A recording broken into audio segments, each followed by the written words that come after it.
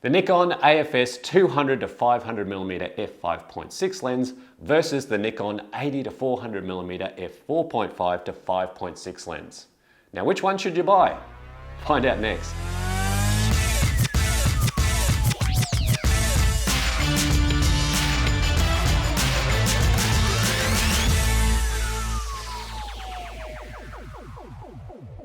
Let's get down to business. Let's talk about these two lenses.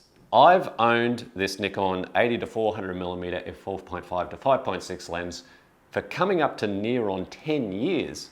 But the problem with that was when I'm out doing bird and wildlife photography, it just doesn't give me quite that reach where I need something like a 500 to 600mm lens. Now, obviously things like the 600mm f4 lens are way out of my budget.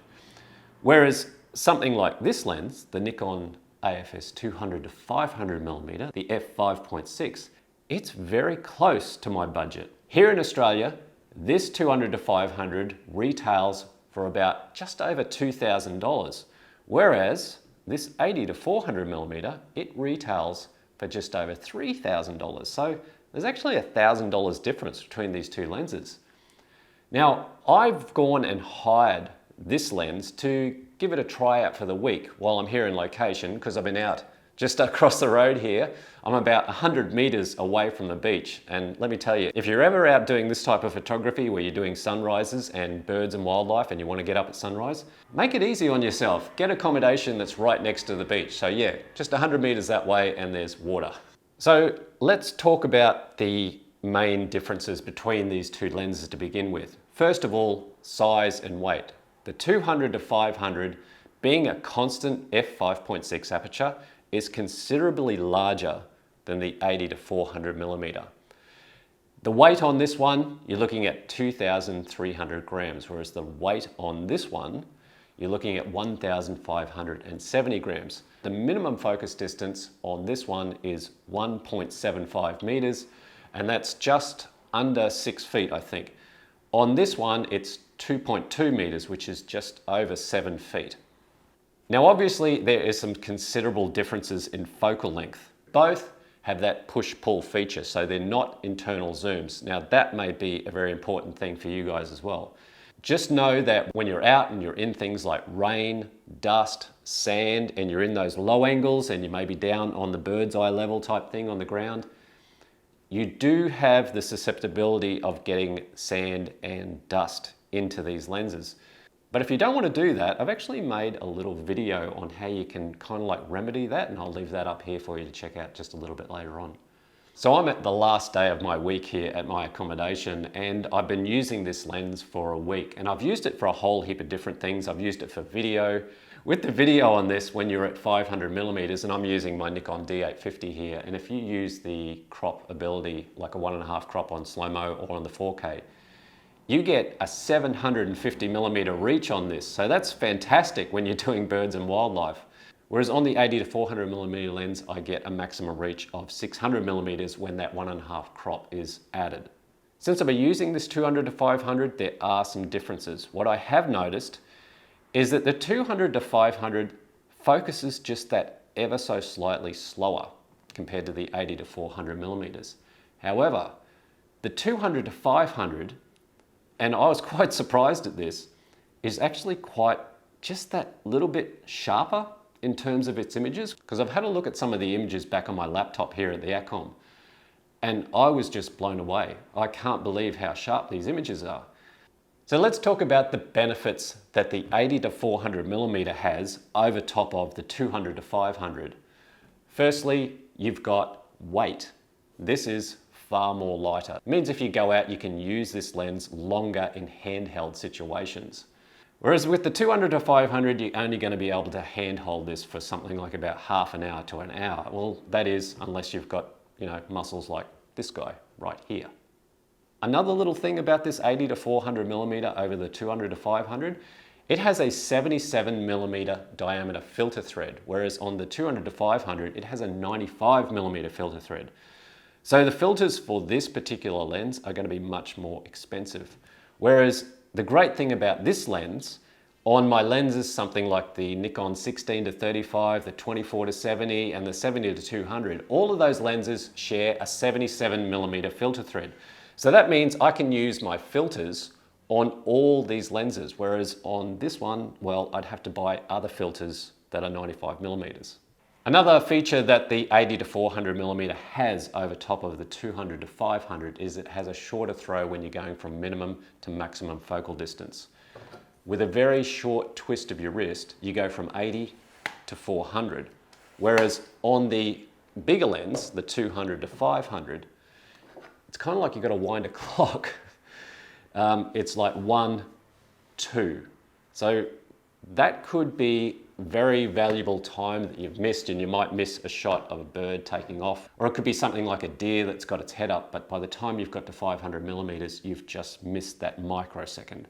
Now, one thing I have actually noticed in the week that I've had this Nikon 200-500mm lens, when I'm walking along and I've got my D850 attached to it and I've got the camera angled down, I notice I get a substantial amount of lens creep, because sometimes I look down and the lens has dropped down to 300mm. Whereas on the 80-400mm, I've never had that happen to me. It's always stuck at 80mm until I grab it and then turn it and go to the focal length that I want. Whether that has been an issue because this is a higher lens and maybe it's had a higher use compared to this one, although I've had this for 10 years and I've been using it constantly, just something I picked up. By the way, these both have locking mechanisms. You have a lock that you can lock the focal length at 200mm, and this one locks at 80mm. But I've never had to use that lock on this lens ever. Another aspect that the 80-400 has over the 200-500 is the fact that I can use this lens for so many different types of photography. I use this for landscape, I've used it on a tripod, I've used it handheld, whereas I kind of like shudder to think of the weight of carrying something like this 200-500 up a mountain early morning to go and get a sunrise. Another little bonus for the 80-400mm is that it does have that close focusing ability of 1.75 meters. So you can get in on things like flowers and bees, and you can almost get macro-like shots. All right, so now let's talk about the bonuses that the 200-500mm lens has over the 80-400. The first obvious one, you've got an extra 100mm reach. So that means that you can get closer to your birds and wildlife or sports action, and you don't have to crop as much. Another feature that the 200-500 has is it's got a constant f5.6 aperture all the way from 200 to 500. That means you can dial in your settings on your camera, and it doesn't matter what focal length you're at, you don't have to adjust them. So you can be shooting at 200, then go to 500. The only thing you probably have to change is maybe your focus. Whereas on the 80-400, because it's got a 4.5 to 5.6 variable aperture, you'll find that you're going to be just kind of like micro adjusting your settings on your camera. I think from memory, the minimum f-stop is at 4.5 when it's at 80mm, but by the time you've hit something like 100mm on this lens, it's already jumped to something like 4.8. I think by the time you hit the 250mm focal length on this lens, that's when you get 5.6. Another little tiny advantage that the 200-500mm has, when you look at both these lenses, both have phenomenal lens hoods. But I like the way the 200-500mm lens hood is, because it's a complete barrel type lens hood, whereas this is more those flower type ones where you've got those grooves in the side. I really love big lens hoods because when I'm out in rougher conditions, which I normally am when I'm out doing birds and wildlife, and it can be in rain, it tends to keep the rain off the lens really well. The one thing you'll find is that with both these lenses, they are both quality made. They are really built tough to handle those harsh elements.